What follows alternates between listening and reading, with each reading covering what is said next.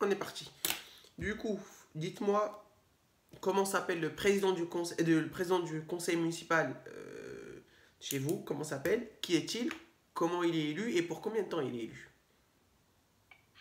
Alors, le président du conseil municipal et le maire, dans ma commune, il s'appelle Mathieu Hanotin. Il est élu pour un mandat de 6 ans au suffrage universel. D'accord, donc le maire il est élu suffrage universel direct. Est-ce que le peuple, est-ce que les citoyens de la commune votent pour le maire directement? Est-ce qu'une fois que le maire il est, enfin, est-ce qu'une fois que il est élu, il est directement maire? Non, en fait, les citoyens votent plutôt pour une liste. Tout à fait. Et puis après, il y a ce qu'on appelle un conseil municipal d'installation. Et là, ce sont l'ensemble des citoyens qui, enfin, l'ensemble des citoyens de la commune qui votent. Non, pardon, excusez-moi. Ce sont l'ensemble des membres du conseil municipal qui votent pour désigner leur président. Mais ce conseil municipal, il est élu par... Le conseil municipal est élu par les citoyens. Exactement. Et après, ce conseil élit son président. Son président. Voilà. Donc élu pour 5 ans. C'est quoi le traité de Maastricht? Qu'est-ce qu'il est venu faire, le traité de Maastricht? Il est venu pour... je crois que c'est pour l'Union européenne. Je crois, non. Bah, je pense, oui, oui. Il est venu instituer l'Union européenne. Vous connaissez la date? Pas du tout. C'est le 7 février 1992. 1992. Ouais, c'est 1992. C'était pas le traité plutôt de Rome qui a... Ça, il est venu instituer la CEE. C'est la Communauté économique européenne. Ok. Après, ça s'est transformé par la suite. Il y a eu 2 phases. Et puis là, il y a eu la Communauté européenne. Et après, il y a maintenant l'Union européenne. Et le dernier traité qui est en vigueur actuellement, c'est le TFUE, le traité de fonctionnement de l'Union européenne, et le TUE, le traité de l'Union européenne, qui date de 2009. Ça s'appelle le traité de Lisbonne. Ah oui. Oui. il y a eu du changement depuis 1957, hein, depuis le traité de Rome. Oui, plusieurs même. Oui. Mais c'est pas grave, ça c'est des détails encore. Parlez-moi de la loi de 1901.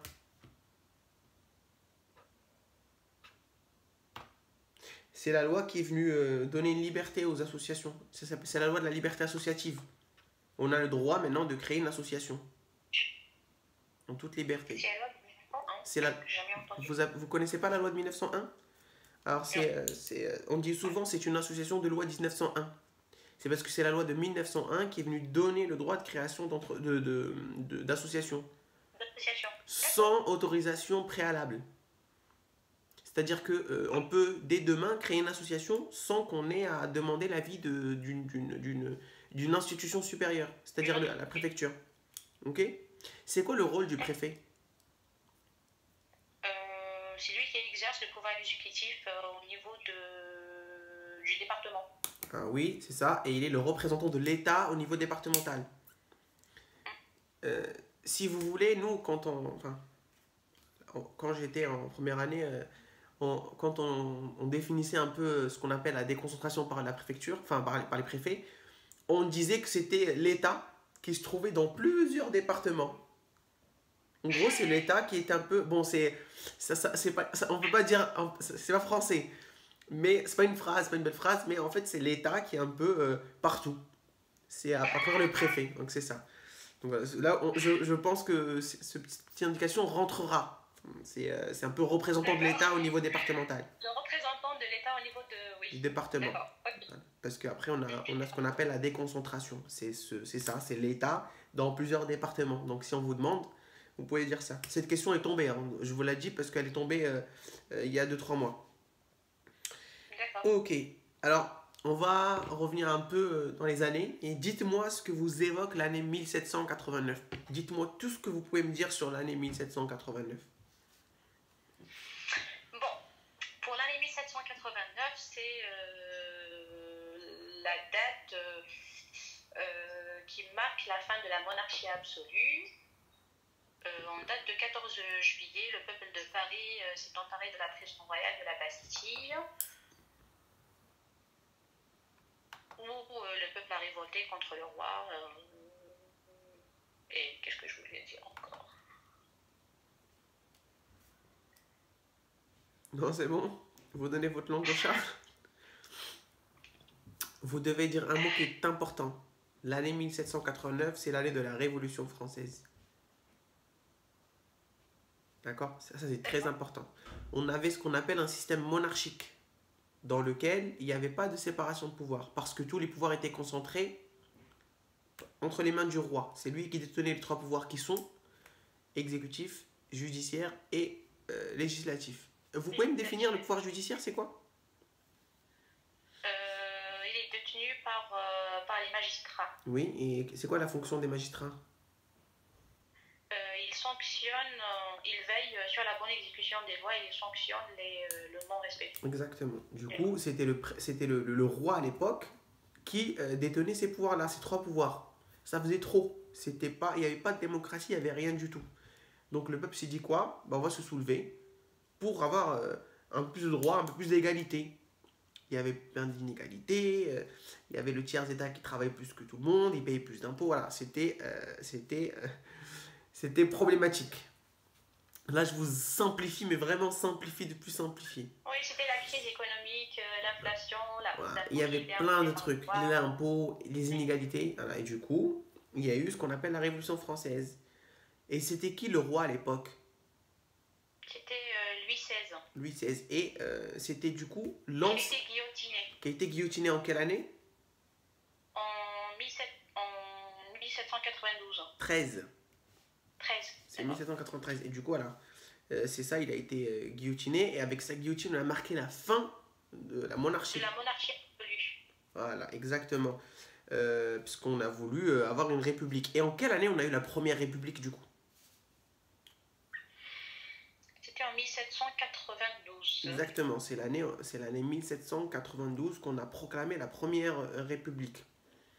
C'est ça. Et du coup, je voulais revenir un peu au 14 juillet. Vous m'avez dit que Voltaire était emprisonné dedans. Voilà, exactement. Voltaire était emprisonné dedans. Et c'était une prison royale. Parce qu'à l'époque, on pouvait envoyer n'importe qui en prison avec une lettre cachée. En gros, c'était un ordre pour envoyer une personne en prison. C'est-à-dire qu'on pouvait avoir les faveurs du roi, avoir une lettre cachée, puis aller voir son voisin parce qu'il vous énerve, il fait trop de bruit le soir. Bah, tiens, on va l'envoyer dans la prison royale. Alors, voilà, ça après là, on rentre trop dans le détail, on va arrêter.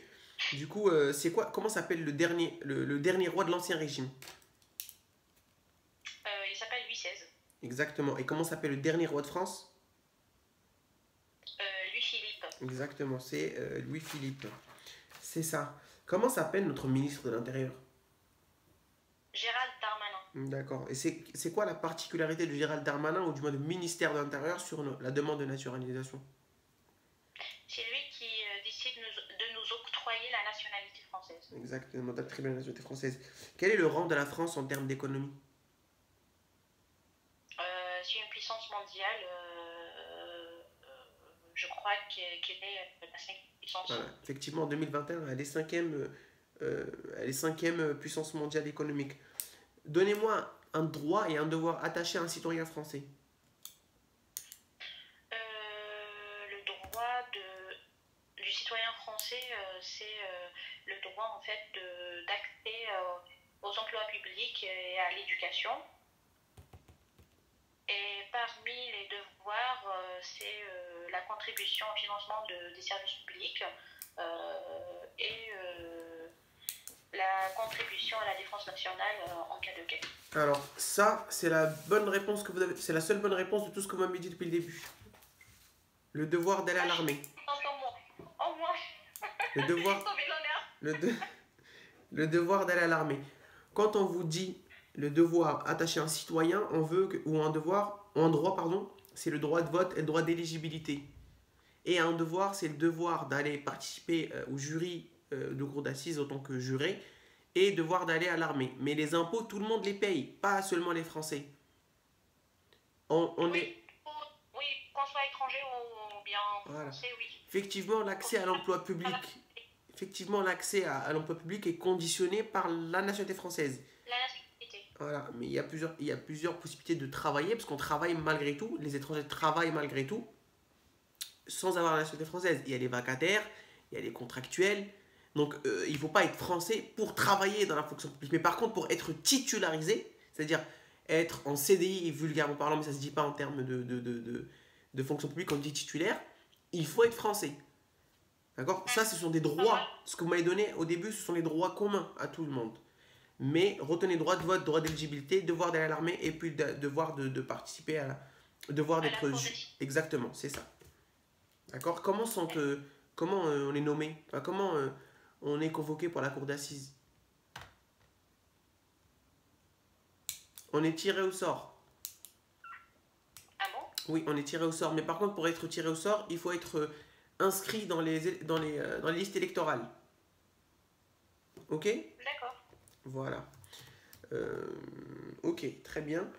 On va finir par une dernière question. Pourquoi avoir choisi la France et pas un autre pays?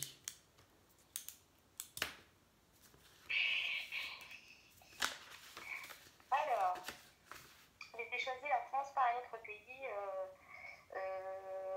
Attendez, stop. Oui. Donnez-moi les dates des deux guerres mondiales d'abord. Parce j'ai oublié ça.